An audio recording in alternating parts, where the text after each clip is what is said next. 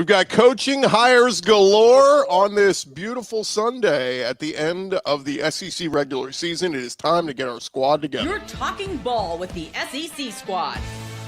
From Alabama to Tennessee, from Georgia to Oklahoma, from Auburn to Texas, it's the local experts of the Locked On Podcast Network bringing you scoops, breakdowns, and the most comprehensive preview of the upcoming SEC weekend. It's the SEC squad, and we have a seat for you. Hurt feelings and thin skin are prohibited. Squad up, you're part of the SEC squad. Oh, yeah, it is the SEC squad. Welcome in on this beautiful Sunday. Today's episode brought to you by Gametime. Download the Gametime app, create an account, use our code LOCKEDONCollege, get $20 off your first purchase, especially if we've got some Alabama and Georgia fans heading to Atlanta. You want to get an SEC championship game ticket? Like Luke, you can do that, or Clint, you can do that over at Gametime. Gents, welcome in. Let's welcome in our panel. We've got Jay Smith, Locked On Sooners. We got Zach Blackerby, host of Locked On Auburn. Stephen Willis, host of Locked On Ole Miss. Luke Robinson, Locked On Bama. John Miller, Locked On Mizzou. And Clint Shamblin from Locked On Bulldogs. I'm Chris Gordy, host of Locked On SEC. And guys, we have got tons of nuggets. I was recording a show this morning just to talk about the Lane Kiffin LSU stuff, and boom, boom, boom. Dominoes start to fall. Jon Sumrall to Florida. We got Alex Golesh to Auburn. We got Ryan Silverfield at Arkansas. So let's start. I guess let's start with Stephen first. Stephen, the Ole Miss drama is really ramping up there in Oxford. What's the latest? It feels like Lane Kiffin is in full burn it to the ground mode at the moment. The rumor came out from On3 that he basically told offensive staff, either come with me right now. If you coach the ball game, you will not have an offer whenever it happens. And there's rumors on that. It's all over the place. It's it is not a good situation. It's at the point where, as bad as he left Tennessee when all that went down, this is that on steroids. And honestly, I will feel sorry for LSU fans because it's coming your direction next, because every place he's left has been like this. Zach, let's get a thought on your new head coach, Alex Golesh. It was rumored a few days ago he was possibly going to Arkansas, had an offer on the table from Arkansas, but obviously Auburn a better job. Yeah. Sounds like he had the offer and he wanted to sit to see if the Auburn stuff happened. And I think with Sumrall trending to Florida, ended up being Alex Golesh. I mean, you look at his offensive numbers and what he did as an offensive coordinator at Tennessee, literally the best offense in college football in 23, I believe, 22. I think it might've been 22 with Hendon Hooker and a lot of those guys. Obviously super, super exciting. And then you look at what he did at South Florida the last few years, very prolific offensively. You just you hope that translates to the SEC, which it feels like it could, because he's called plays at a high level in the SEC not that long ago. Let's open it up to the rest of you guys. What are you guys thinking of some of these moves? Like we said, Alex Golesh to Auburn, confirmed. Jon Sumrall to Florida, confirmed. Ryan Silverfield to Arkansas, confirmed. The Lane Kiffin to LSU, not fully confirmed yet, but it's all trending that direction. But what do the rest of you guys think of all these hires on this Sunday? I think the interesting one to me still is going to be this Lane Kiffin one, because as Steven kind of mentioned it, he's really in burn it to the ground mode, because if he had made a decision first thing this morning, I think Ole Miss would have had a lot more options, as a lot of coaches probably would have jumped on that opportunity, especially because how the Grove Collective has been on the forefront of NIL. They have jumped in that feet first with excitement in getting players and spending money. And if Lane would have just said something 9 o'clock this morning, or even last night or Saturday morning, like the expectation was, they probably would have rounded up and got themselves maybe a coach they would have preferred. Now they're it's going to be scramble mode until Lane just makes this decision, unless he's doing like the ultimate troll job, which I don't think he is. But I also like the Alex Golesh pickup by Auburn. As Zach mentioned, his offense in Tennessee were great. We wondered if it was him or Heupel. He leaves. Heupel kind of struggles a little bit, and then he gets back going because Joe Milton obviously wasn't the good quarterback for that system. But, Heupel got back to his bearings because he went back to taking over for the most part. But he did really good. And then at South Florida, you saw some fun out of him. So I think that he's going to be a really solid hire. I'm glad I don't play Auburn next season, so I don't have to worry about seeing that. But I actually like that hire a lot. Silverfield, I don't know. Is it going to be another Mike Norvell? That's kind of where I'm kind of wondering on that one. That's the thing that concerns me.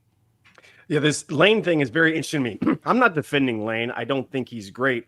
However, if I'm Ole Miss, I want the next coach to be set up for success. I want to have a good program. I want to have playoff wins, and I don't want to make things as public as possible. So Lane is doing his thing. Great. Everybody knew who he was when he came from wherever he came from. It was a known commodity. Ole Miss, now I'm very confused with how everybody's handling this. If I'm Ole Miss, I'm shutting things down. I'm not talking. I'm saying all the PC things in the entire world to set my school up for success coming forward. Right now, let Lane go and let him burn bridges and let him do his thing. It's almost like you could be right. Yeah, Lane's kind of a sleazeball. Okay, cool, great. Let him go talk about that. Let him be him. And you handle your business so that you're set up next. That's the thing in this that I'm very confused by and why we probably saw dominoes start falling in a lot of senses today and ongoing with all these hires. Coaches are going to other programs that won't have this sort of drama surrounding them. Even Auburn. I mean, I'm not taking a shot at Auburn. Well, I kind of am because I want to. But even Auburn has a good hire here in my estimation because they just went about doing their business. And this, it's just confusing to me. You can be right or you can set yourself up for success going forward. And if I'm an Ole Miss fan, I want to set myself up for success going forward and let Lane burn bridges as he's on his way out. What, Clint, when you look at that, it's the opinion, is Ole Miss good because of Lane or is Ole Miss good because of the other stuff? And the Ole Miss fans think it's because of the other stuff, the Grove Collective and all of that. And this circus sideshow is on the other side of things. Ole Miss can't just let this happen. If this was Kirby Smart and he took the job at Florida and he did all of this because he wanted to coach the biggest game in Florida's history and make a 4-hour recruiting commercial, it would upset you. I don't like the disrespect that Ole Miss got from the Jimmy Sexton agency on ESPN. That was a show on Saturday of what was going on. But yes, Ole Miss fans rightly, they're a top 5 team in the country, have the right to stick up for themselves and not just take this. I'm sorry.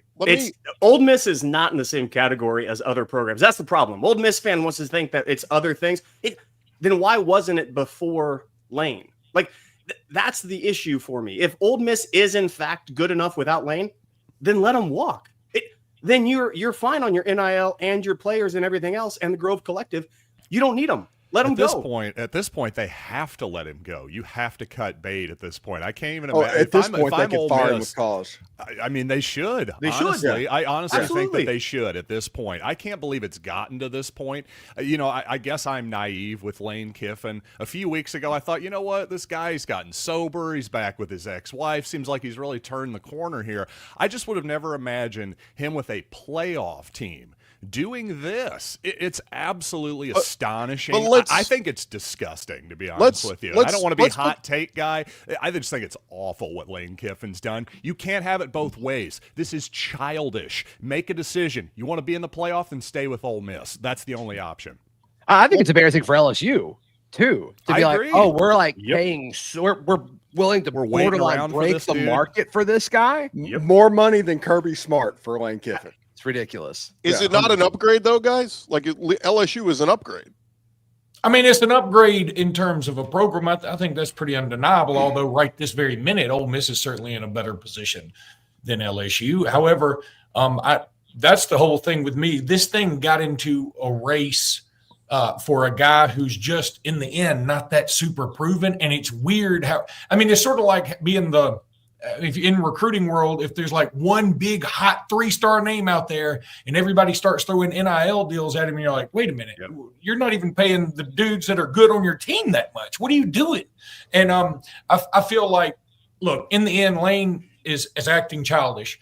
But, a snake, don't be mad at the snake when the snake bites you. I mean, Lane was this guy when he got there. He's going to be this guy when he leaves. He ain't going to LSU. And it's been kind of funny. Everybody's thinking he's having he's had an epiphany. He's growing up. I mean, not really. I mean, this is just who he is. And he's going to do the same thing at LSU. So while everybody is going to celebrate his going to LSU, it's going to be the talk of the town. It's a home run hire, blah, blah, blah. In about 3 years, somebody is going to, or maybe less than that, somebody's going to put out something. It's kind of weird. Does anybody else notice Lane Kiffin hadn't been at the facility for like 2 weeks? Does anybody else think that's weird? And then some other things will start filtering out, and before you know it, he'll leave them in a pile of rubble. Let me just put this out. Chris Lowe just putting this out there. Lane Kiffin has lined up most of his offensive staff to join him at LSU. So, so this becomes difficult. Like, how's Ole Miss get through a playoff? Like, if he's taking the whole offensive staff. Well, luckily, Ole Miss has like 25 analysts that they have as well, and they can coach on field.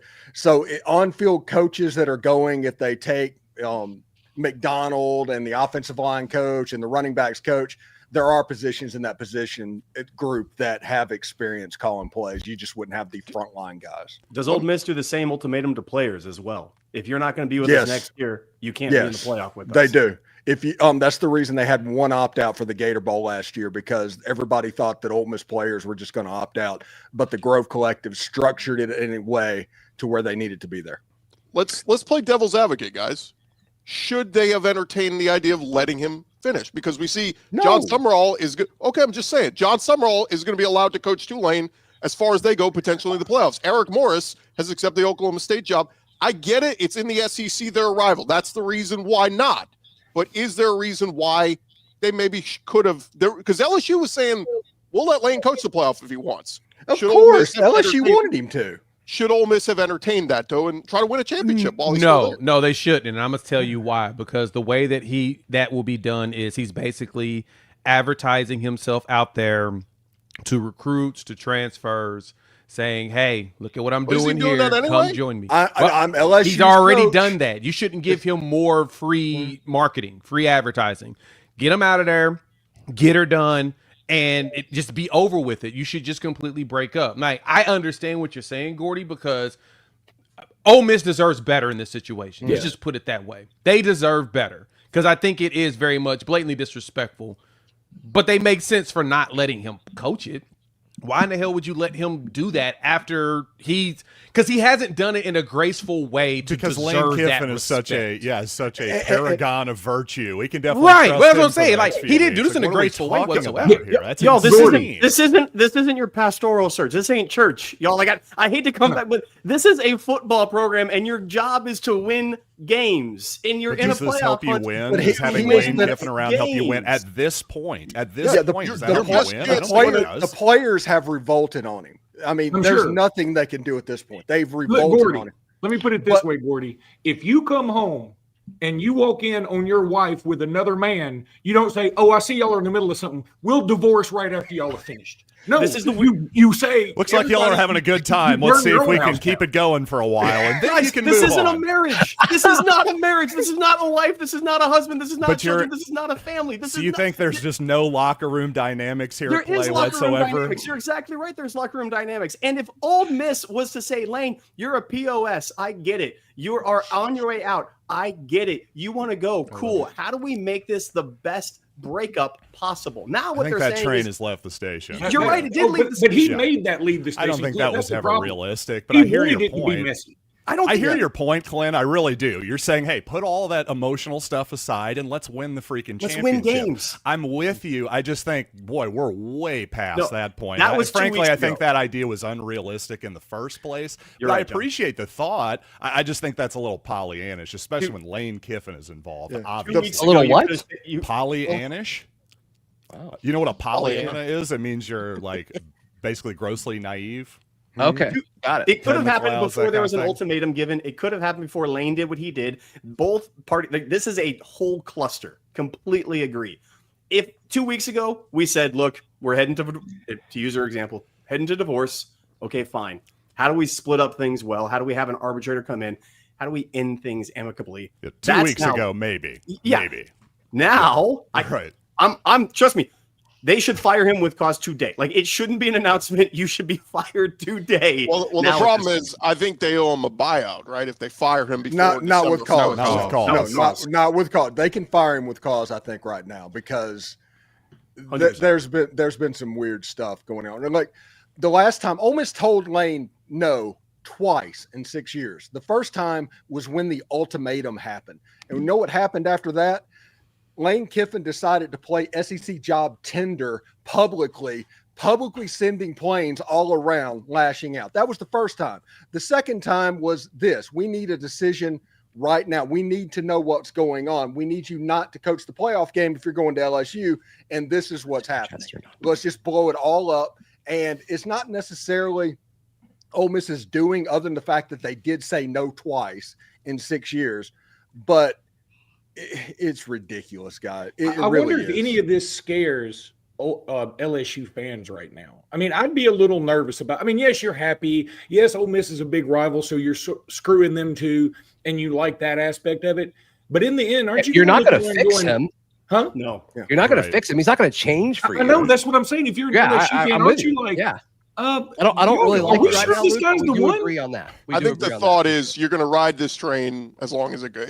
You get a 4 or 5 year window with Lane at LSU, you try to win a championship. I think most LSU fans get he's weird, and if an NFL gig opens up in a couple years and he does well, the hope though is at least he gets it more than Brian Kelly did. Brian Kelly was stuck in the old school, wasn't willing to do the work. Lane's willing to do the work, but yes, you have to. If you're an LSU fan, you almost have to just take what comes with him. There's nothing you can do about it. I mean, it is what it is. They're hoping that he can replicate what the other 3 of the last 4 coaches ever did there was win a championship and then eventually get fired with cause for doing something stupid. So that's what they're hoping for. Saban didn't get fired for cause. He left. I mean, Saban doesn't count. Saban was like the only good coach, though. Let me say that. The bad coaches got fired with cause where Saban went to the NFL. Which, at the same time, if Lane does the same thing, and he, like you said, if he goes to the NFL, that's actually another scenario. This is really weird. LSU, this is kind of one of their problems. LSU has had success, but this is a standard for them. They go through little windows with a coach, they win, and then they melt the whole thing down, and they do it again. This is maybe LSU. It's a perfect fit then. Yes, as weird as that is, I wouldn't want it. I hate it. It's the worst for me. I want stability in my program, but LSU and Lane Kiffin are made for each other. And to your point, LSU, if it does go bad, they can recover. They always seem to. They always seem to land on their feet one way or the other. They did have some stability. Les Miles was there decades. There was stability there with him. It just kind of ran its course at the end because he wouldn't adapt to the changes. Saban did. Saban hired Lane Kiffin, which was so out of the box for Nick Saban, but he knew he had to do it to adapt. The Ogeron thing I still say is a success because 2019 will go down as one of the greatest seasons ever. So, yes, you take the bad from Ogeron because the good was so great. But they missed on the Kelly thing. Look, I stand here today saying I thought Hugh Freeze and Brian Kelly were going to be home run hires. They failed on both levels. Are LSU and Auburn in better spots today moving forward? I think so. Lane Kiffin at LSU and Alex Golesh at Auburn, I think, I'm going to say on the record today, I think are both great hires. Will they win championships? We'll see. We picked up Russia as a pipeline. Okay. Y'all are laughing. I think Zach really believes that, along with a lot of That is so awesome. I love it. I'm about to start crying. That is so good. Before we move on from this topic, though, guys, is there a way to fix this? How do we fix this? If this same scenario presents itself in a couple, because Alabama will see on Kalen DeBoer, but that man is dead man walking every year there until he wins a championship. So, let's say same thing happens. Let's say Golesh is awesome at Auburn, and they decide to steal him away, but Auburn's going to the playoff with Golesh. You know what I mean? If this same thing happens, how do you fix this? I think you do the same thing they're doing with the players. Make a transfer portal window to where it's a little bit later in the year. If it's good enough for the players, it's good enough for the coaches, which basically have free reign to do whatever they want anyway. And if people happen to make contact during the season, put tampering rules in place. Do like the NFL does. I mean, that's the best. If this happened at the end of January or whenever it is, move the transfer portal window to April or May or something like that. February. Yeah, I mean, there's nothing wrong with Should the Lane Kiffin example, though, be a reason that we change things, or are there other examples that are more normal? I think after the 1st of January is when you should allow for contact for coaches, because then that does hit that transfer portal. But you're right, Zach. That is a good question. I'll just say to Zach's Pat just point. made a good point, because basing any rule on what Lane Kiffin is like saying, you're building a asteroid shelter because you're really worried about the possibility, one in a gazillion possibility that an asteroid is going to hit your house. You don't base a rule on a complete anomaly. I mean, it's Lane Kiffin is out there. There's no more Lane Kiffins. There's no more Nick Sabans. Don't base things on those people. They're different. They're unicorns. And Lane Kiffin is a kind of a weirdo. I mean, he's a funny weirdo, but you don't want to base a whole rule on him. I think Zach's right. I think, well, look at the American Conference. The conference championship game is going to be Tulane versus North Texas. Both of the coaches have been hired by Power 5 institutions. You should not be asked before a conference championship game whether or not you are going to be coaching said school in conference championship game. So it at least needs to get past that to where you can't announce, move the signing day to June. Have the early signing day to June, have the late signing day in February, and spread things out to where this calendar isn't so sped up. I just got used to this one. Yeah, I know. Me too. I'm confused. I'm old. I can't be handling all of that. But no, with the early signing period too, because if anything, college football schedule should have been changed anyway. We really should not be playing college football all the way to MLK Day, period. Like the national championship needs to be resolved literally the weekend after the first. That would make life so much. Actually, how do you do that? We're expanding the playoff again soon. Right. That's the problem. That's where the problems lie. And logistically, I don't know how you can even make that work, but you do need to find a way to fix this schedule. We don't need to be playing games in January besides the national championship at some place. So if you play the games the weekend of the first, then great. You have the last two teams left. In that situation, those coaches most likely will not be leaving their jobs. So then, do it that right after that. Portal opens. You can do coaching situations there.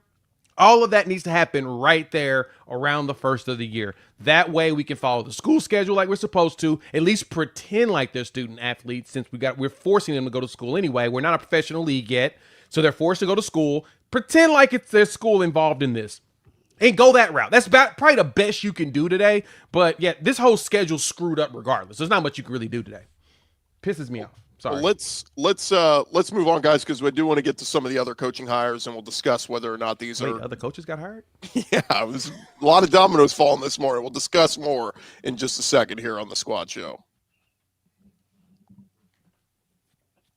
And we first want to remind you guys about our friends at the Gametime app. I don't know if you guys know, but the World Cup is coming back to North America for the first time since 1994. And Gametime app, they're going to have your ticket in to get into the building. Of course, SEC championship game happening this weekend in Atlanta.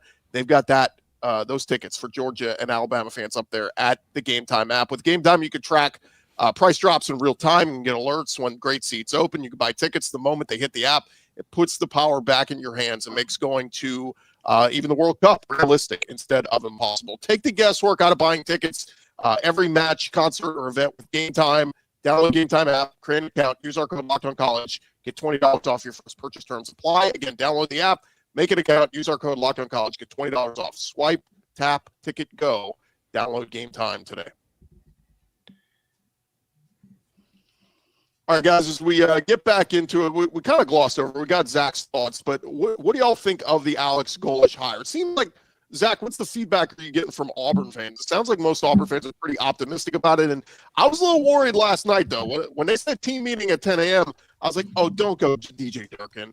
But I think in this world, do you expect DJ Durkin will be retained as the DC? I do.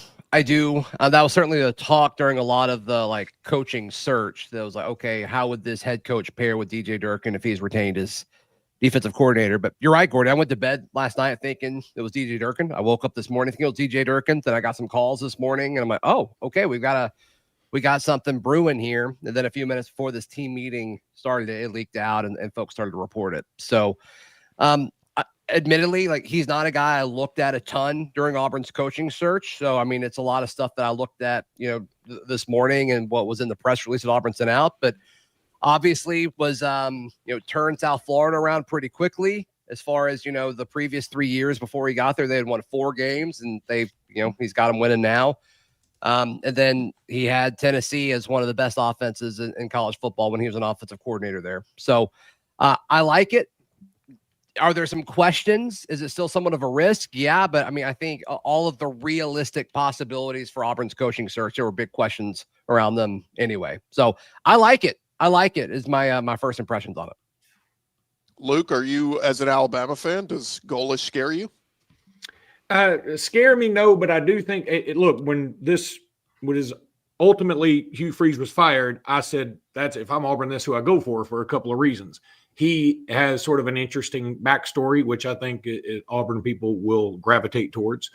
He's sort of an underdog guy. He apparently went to Ohio State, which I didn't know till very recently, which I think is also kind of cool. I mean, he's been around a bunch of success.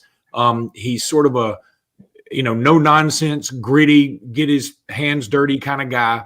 And, he also had some success against Alabama, which is a requisite. He didn't beat Alabama, but he played Alabama twice, I think. And then he, of course, was the offensive coordinator, I think, when they beat Alabama in 22. So those things, Auburn people look favorably upon. So I was hoping Auburn wasn't going to get him, and it didn't look like they were, and now they have, and I'm sort of PO'd about it. But it's not like it's the scariest hire in history. I think it's a really good hire, though. I'm not going to lie. It is an interesting hire. A hypal disciple. I just like that. I think we should put that on a T-shirt. Do you think? I know this hadn't opened up or anything, but I wonder if Golesh is at Auburn long enough to see Heupel get fired, because I think some Tennessee folks are getting a little uneasy with him now, which isn't fair, but I think they are. Yeah. They are absolutely 100%. And it's weird to me. I hope they keep. If I'm Auburn, I would want to keep Durkin completely, because I wanted a DC. If I'm Auburn, I wanted a defensive-minded coach. And Golesh being a Heupel disciple, that's the one piece of this that stops me from saying it's a home run. It's a very solid hire, and I like it, which is offensive-minded, sure. I actually would want to see, again, if I'm an Auburn fan, go defensive-minded and then get an OC, because that's what college football has done a great deal. The play callers are head coaches who don't give up the calling duties. And so on this one, very, very good hire. I don't know if it's home run for that. If they keep Durkin, maybe all of a sudden now we're talking about really a stew that's cooking. I just have a bigger thought on the whole cycle. I think this was kind of a wake-up call for some of these programs, because outside of Lane Kiffin going to LSU, that's going to be really the only splash hire.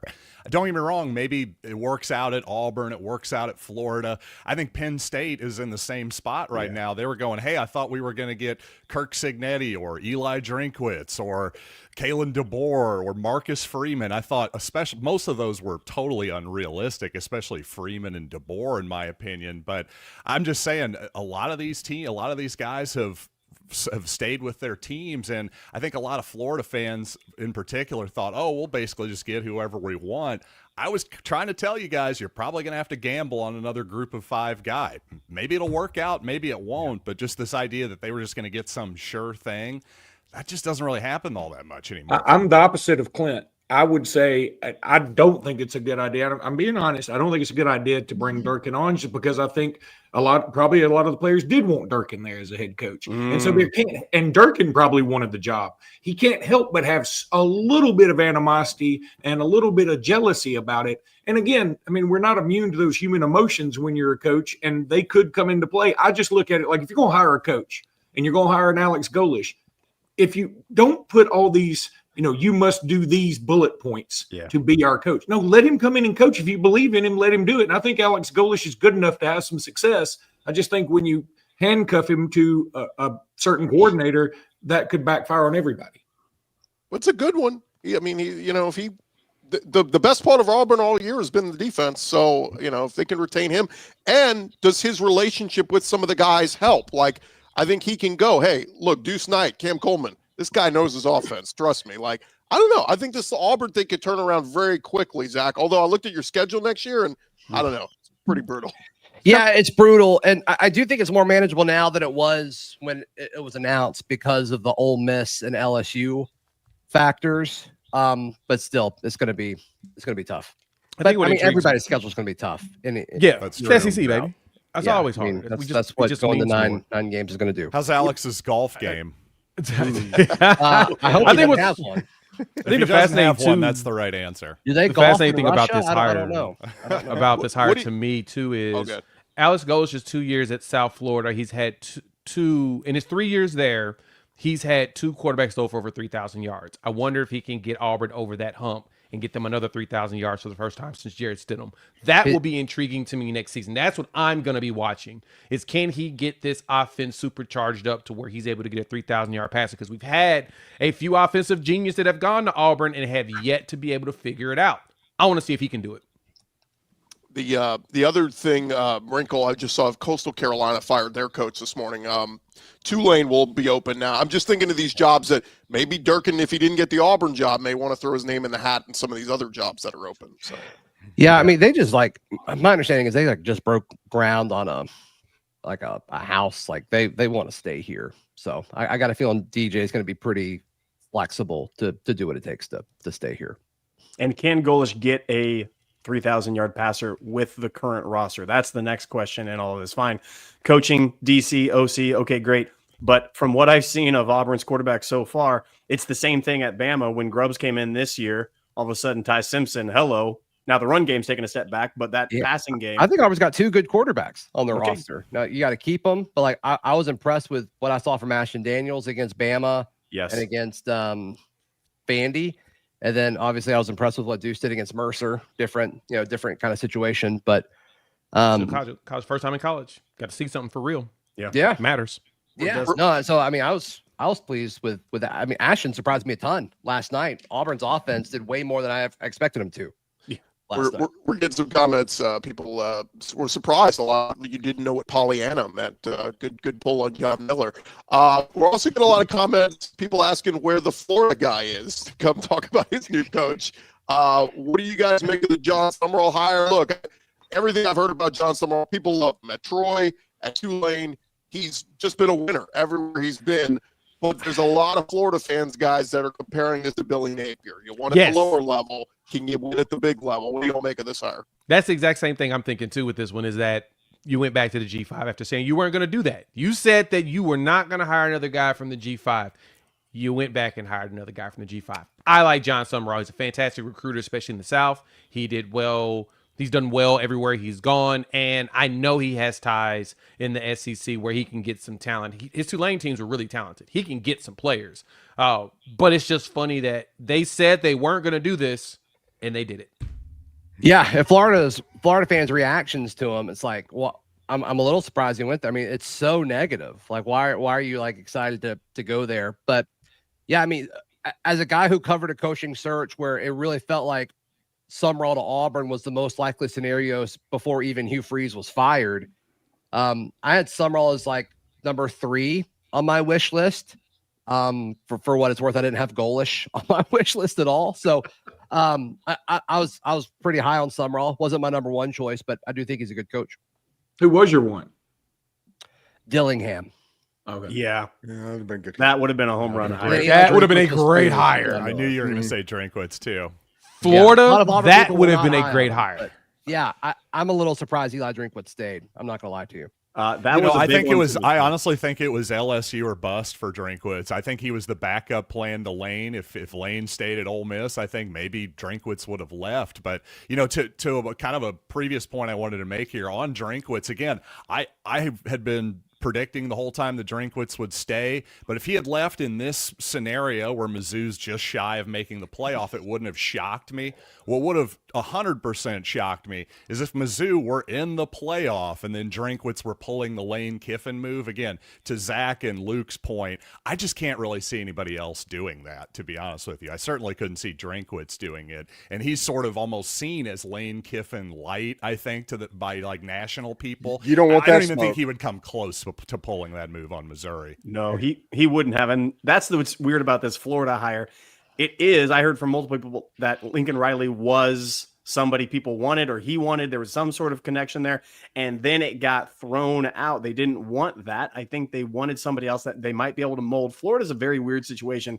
Toxicity within that NIL collective and those boosters and those higher ups that are there. We've seen it out in public with it. But people forget Sumrall. Well, maybe they haven't forgotten, but look, he's got SEC roots all the way around. Kentucky, Ole Miss. He knows these places. He knows these states. He knows what to do. Same thing. It feels the same to Auburn. It's not a home run hire for me. I'm not terrified by Sumrall at Florida, but I do think it could be maybe a notch above Billy Napier 2.0. If he learns from Billy, don't play call, don't go hire 28 different intern assistants all over the place, be more kind of standard traditional SEC. He might have something there. The one thing to take note here, I think both Sumrall and Golesh are walking into better situations than their predecessors did. So they may have more success just because the rosters are better. But again, the schedules are going to be harder, so who knows? I got something for you guys. It looks like we may have a Mike Elko / Mark Stoops situation on our hands at Arkansas. Arkansas fans, according to Sidelines Arkansas, organizing a protest of the Silverfield hire at noon outside of the Jones Center football facility. Tennessee as well. Okay. Yep, here we go. What? Here we go. Why? Why? Well, I mean, who do you want? I was going to say, who do you want then? That's the thing. That was my whole point. This is a wake-up call. If it's not a wake-up call to Penn State and Auburn, it certainly should be to Arkansas fans. My goodness. When did you guys count? You were in the top tier. They need to figure out how to stop an outside zone play first before they worry about his coaching. Maybe not commit a penalty. Our guy There John were Neighbors. 12 people at that game yesterday. And so now the fans want. If you wanted to show fan support, if you wanted to show the power of the fans, show up against Missouri. There were 12 people there. The stands were horrible. It was a horrible look for everybody. So Our guy, that's so irritating. I mean, like, who do you want to hire? This guy's not a bad coach. Right. Like they know anything, these people protesting. That's the thing. Yeah. Like, come on. Our guy John Neighbors, this was his response in our group chat this morning. It's awful, and I mean this. This fan base has never been more angry than they are right now. So, Yikes. but to your point, guys, like, who did you want? Like, that's Let's be adults here. You weren't angry when you hired the guy who was caught on a moped with a co-ed or the wife, and you rehired him. This is the maddest you've ever been. Yeah. Holy cow! I mean, some people just don't have a sense of history. We can't all get Alex Golesh. I get it. That's true. And you know what, man? I mean, can we do something that doesn't just involve Auburn? You just got to sneak it in there right at the last second. When we return, guys, we do need to hit on. We have some news coming out of Ole Miss. Hold on, Gordy. I'm sorry. Luke, you literally made your assessment about Auburn hiring Golesh about Bama. I don't want to hear that.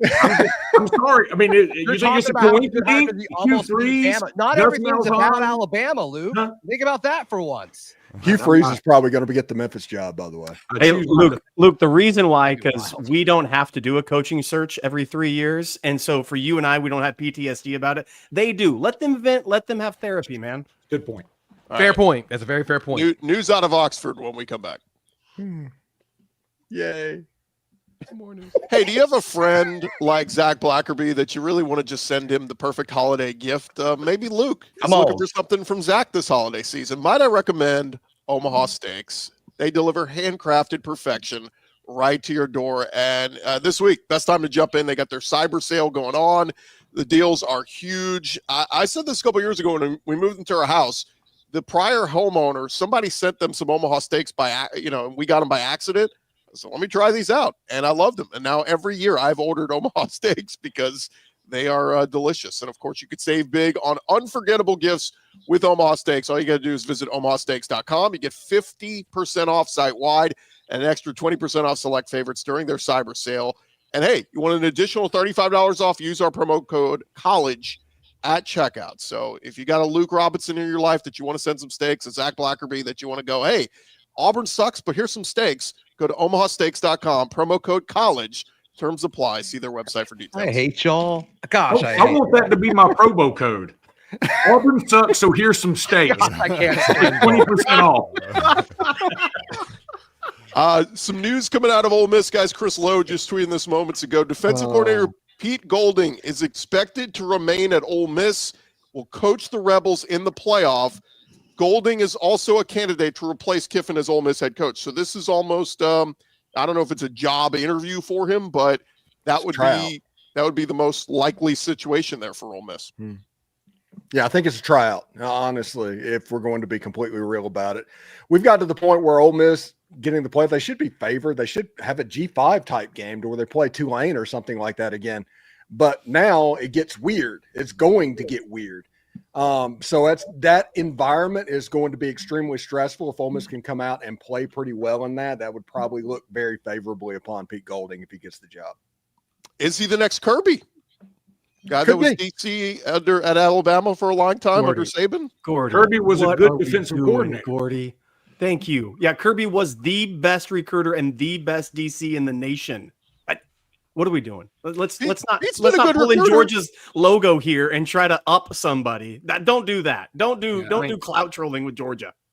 Yeah, I don't know about long term, but short term, this strikes me as really good news for Ole Miss because if Lane Kiffin is truly giving everybody an ultimatum on staff, if you're keeping your DC around, that's probably about as good of an interim coach as you were going to get in this particular moment. That's true. Yeah, the question's going to be the offensive coordinator. Does Charlie Weiss go down there because that's his boy, or will it be Joe Judge or one of the analysts taking up and getting that play calling role? So there's questions that could be answered, and I'm sure that Ole Miss is about to put a blitz out with the players and everything. As soon as they figure out how it's going to be done, they're going to start blitzing that information to the media and getting that out there so they don't lose the PR war. And maybe I don't have a good pulse on Ole Miss. So Steven, everybody, there was a lot of clamoring about how angry fans were of the DC and defense this year and calling for his job a handful of times. I remember a lot of smoke around this. Is this now kind of pivoting on it, or was that just all smoke from an angry fan base the whole year? Anybody that was calling for his job was just mad because they didn't play well against Georgia. I mean, that's what that was. There was nobody really calling for his job. The man's beloved in Oxford. He's the second highest paid assistant in college football. Like I said, the question is going to be the offensive side of the ball. And if we're going to be honest about it, that's the side of the ball that this year Ole Miss made their bones. So you've got to get that right. And you have to make the committee think that you are going to get that right. That is Ole Miss's only job for the next 2 weeks, is to make the committee think that the Ole Miss offense is going to be good.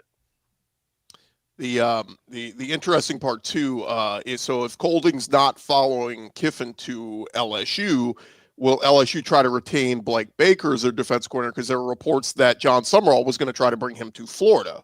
So again, just talk about good DC. And then if Tulane's open, Blake Baker's alma mater is Tulane. So that might be an easy hire for them if he has head coaching aspirations. So anyway, just hire Coach O. Well, he's going to join the staff, but I don't think you think he's a good DC? He's more D-line coach. Oh, he was the DC when I was at Ole Miss, so I've seen what kind of a DC he is. So yeah, hire Coach O. I've got a little experience with Blake Baker. I was just going to say on Blake Baker real quick, I kind of get the feeling he probably would want to try to stay around LSU if he can. But yeah, that Tulane head job would definitely be tempting too. And the interesting part about Golding is he's from Hammond, Louisiana, an hour up the road from Baton Rouge, his wife too. And so you would have thought he wanted to move there. But this kind of feels like the Brian Kelly thing. When Brian Kelly was coming to Baton Rouge, the reports came out, he wants Marcus Freeman to follow him.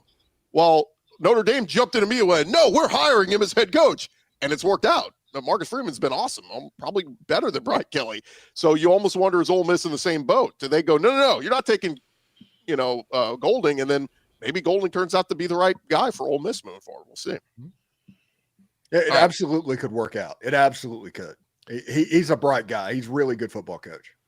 Let's get into kind of just a quick thought on the games yesterday and Friday, guys. Obviously, Alabama, they find a way to get the win in Auburn. I think fourth straight one-score game at Auburn in the Iron Bowl, so these games are always close down there. But Alabama pulls it out. Alabama versus Georgia in the SEC championship game, and we know Alabama has owned that rivalry for some reason or another. What are we doing? What are you guys feeling? Early vibe on the SEC title game? Not excited because Ty Simpson is banged up. Jan Miller's hurt now. We've got other dudes that are, it's this time of year, everybody's banged up. I get it. But I think the season, the schedule has worn down Alabama to a degree. That being said, for whatever reason, Alabama has success against Georgia that nobody else does. So, I mean, something magical could happen. But right now, I am pessimistic about Alabama's outlook, which is frightening in this sense because I think the College Football Playoff Committee is talking out of all sides of everybody's mouths. And Alabama should be a lock to be in this thing. You should not be penalized for having to play Georgia again in Atlanta. Just shouldn't be. But I'm afraid they could, even though last year they didn't feel like penalizing SMU. So I'm worried. I feel like this is going to be a very difficult game. Kalen DeBoer is awesome in these big moments. However, this is going to be very, very difficult. Yeah, this game, I watched Alabama not be able to run all year long. And that got me excited. It truly did, about a rematch, because now our defensive backs, this defense for Georgia is a completely different defense than early in the season. It's one of the better ones. Hey, there he is. Florida, you can get your shots in a second here, Brandon. But this defense was very excited for me. I saw the DBs come alive. Ellis Robinson is the best defensive back we have now. He has blossomed into elite. He can shut anybody down. The defensive pass rush is there. Seeing Jam Miller and Ty Simpson get hobbled, I'm not cheering for it, but it showed me basically everything should be pointing me to optimism. Like, I should be saying, yes, we should, but I'm not. It's Bama, and I hate my life that for whatever reason that freaking colors come across Georgia's helmets and we just start pissing down our leg in these games, and I hate it. So, yes, I should be optimistic. I'm with you, but at the same time, no, SEC championship with Alabama, as you said, not getting in the playoff except to win this game and get a lock. It terrifies me. I hate this week. So, with that being said, you made mention of a color that terrifies you. Is there a possibility that we could translate that color over my direction when we play out next year?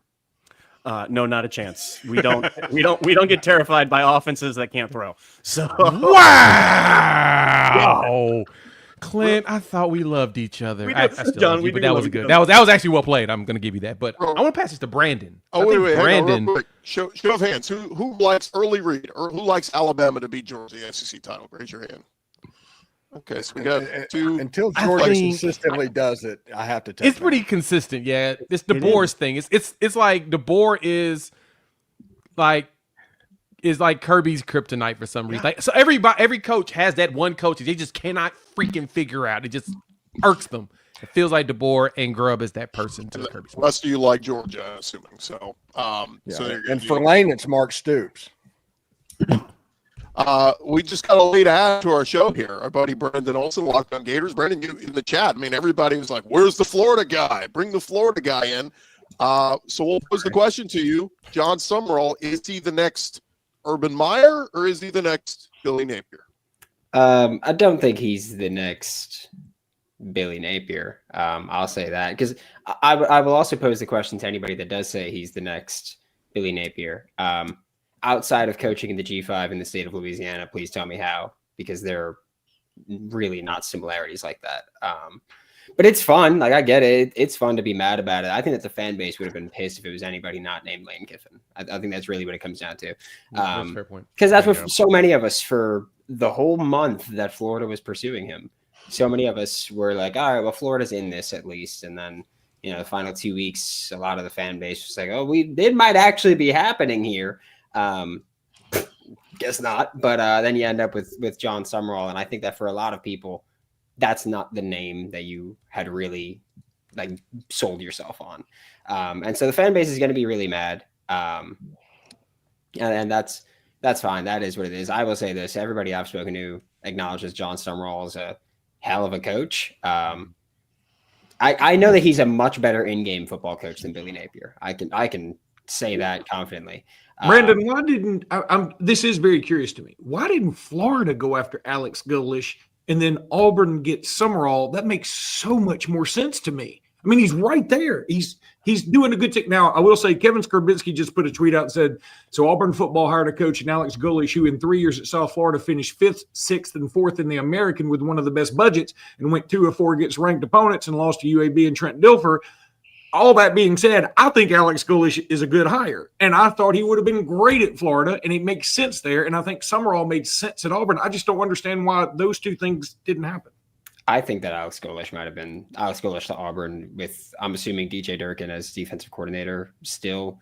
That's the assumption. Nothing's official yet. Yeah, that's the assumption I'm going to make. If that's the case, then that's as close to a home run hire as I think you're getting out of the G5, to be honest. Pairing Golesh with a great DC. So you would have rather had him too?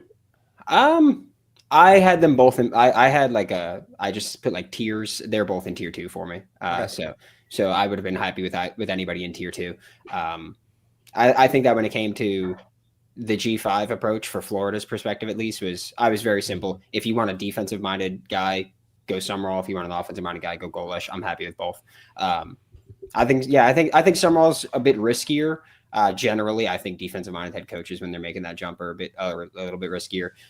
Especially if you nail the OC hire, then you're going to have to replace an OC, and like I feel like we've very often seen, every 2 years. I feel like we've very often seen a defensive-minded head coach, like once you screw that OC hire, it's tough to win games, keep your job that way, especially because the product on field is not going to be great. But we'll see. I think for Sumrall, like I have to reserve everything until I know what the coordinators are going to be. That's it. It's really that. Like he's going to live or die with offensive coordinators or with his coordinators. And so I'm going to bank on that. Again, from what I've been told, he's well respected. I know he's a good football coach on field. We'll see what he does recruiting wise. We'll see what he does, all that.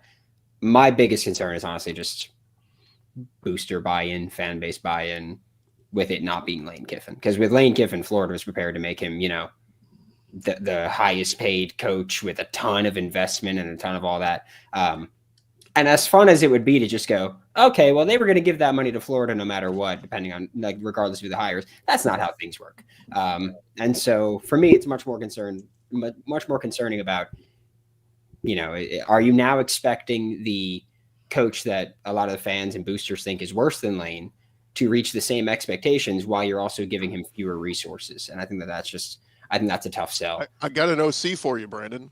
Bobby Petrino. You want him? It's available. I'm reporting you to HR. He's an OG, not an OC.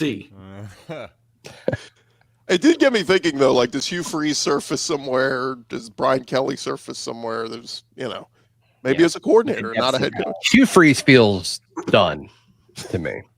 He was he's angling for the Memphis job. If it comes open, he wants to be at the front of the line. I mean, it is open, but that's they're revolting at the moment. So fair. Sure. He made another Shiano situation may happen. That's true. There's an empty Winn-Dixie somewhere that Hugh Freeze is about to turn into one of those new mega churches. You can bank on that.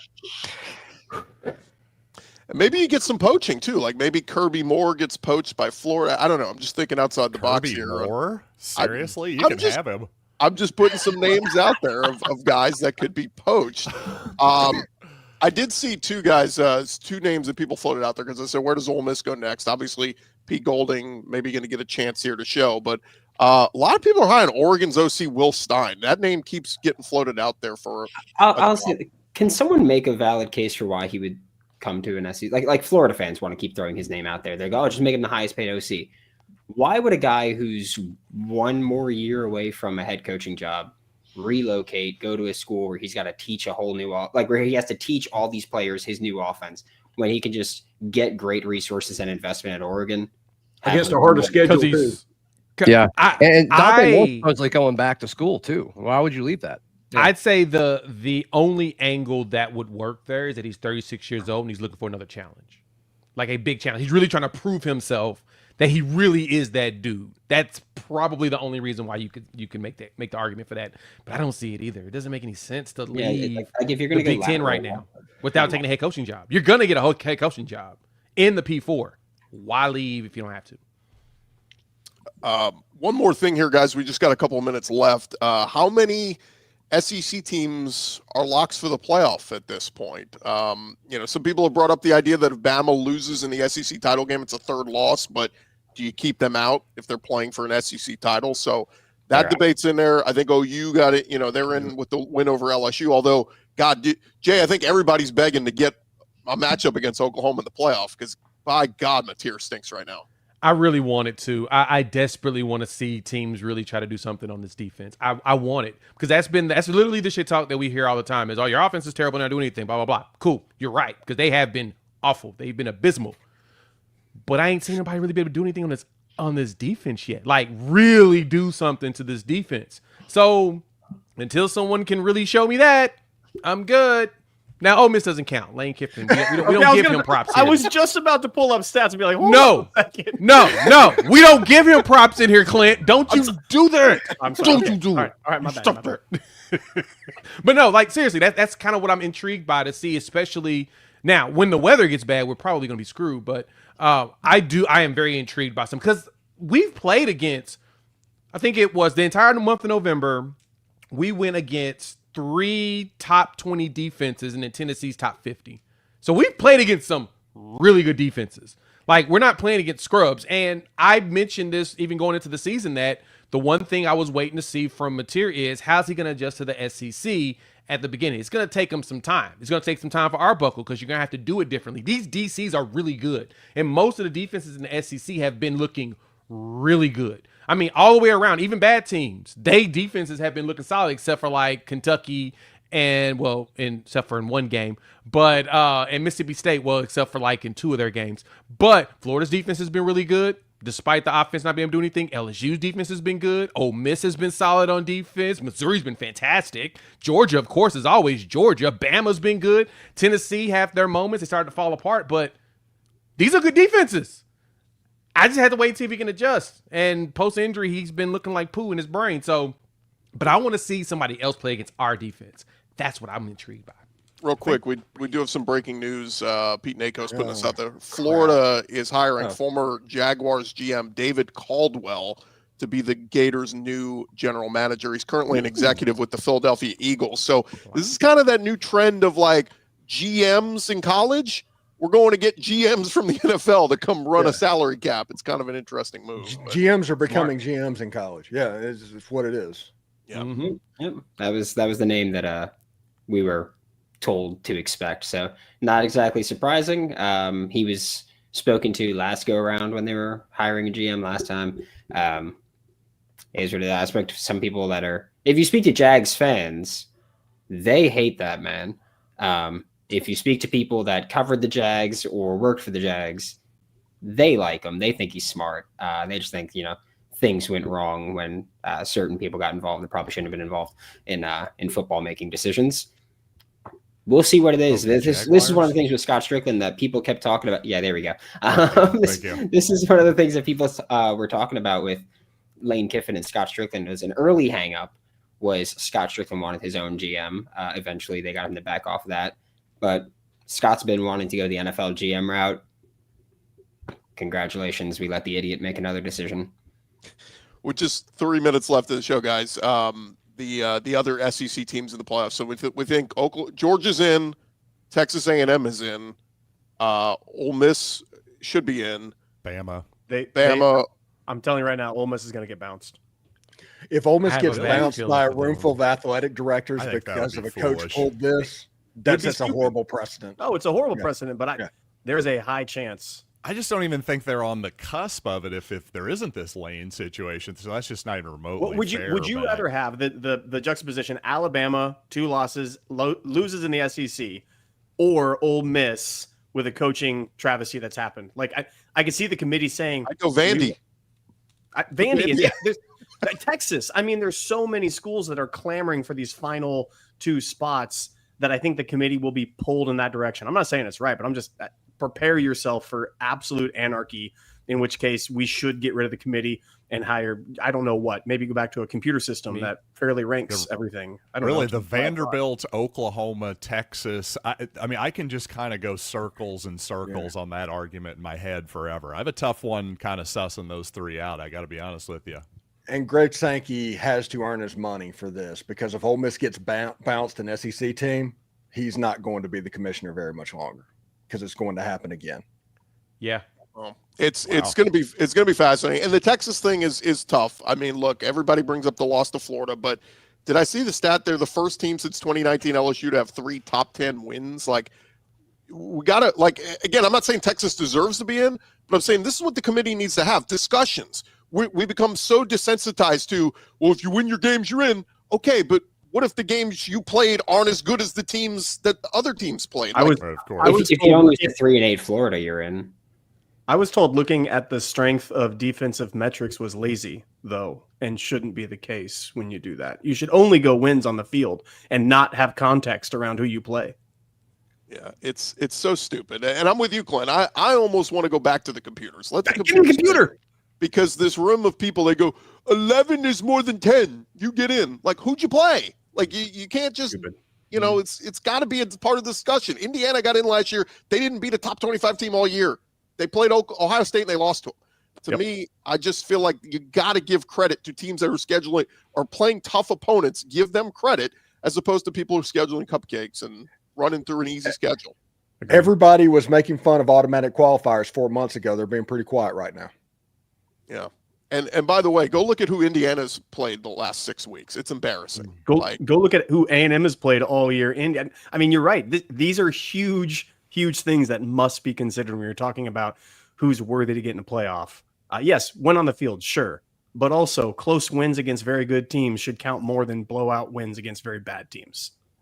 Well, we'll have all week to dissect it. We'll have our squad show drop in again on Thursday at 4 o'clock. So make sure you guys check that out. And appreciate all you guys for jumping in here, man. Craziness in the SEC. It doesn't slow down. For Luke Robinson, Zach Blackerby, Stephen Willis, John Miller, Clint Shamblin, Jay Smith, Brandon Olson. I'm Chris Gordy. This has been our Locked On Squad edition. Hey, remember to subscribe and check out whichever show you like. Just search Locked On and whatever your favorite school is, and you'll find us there. This has been a Locked On SEC Squad show. Almost done.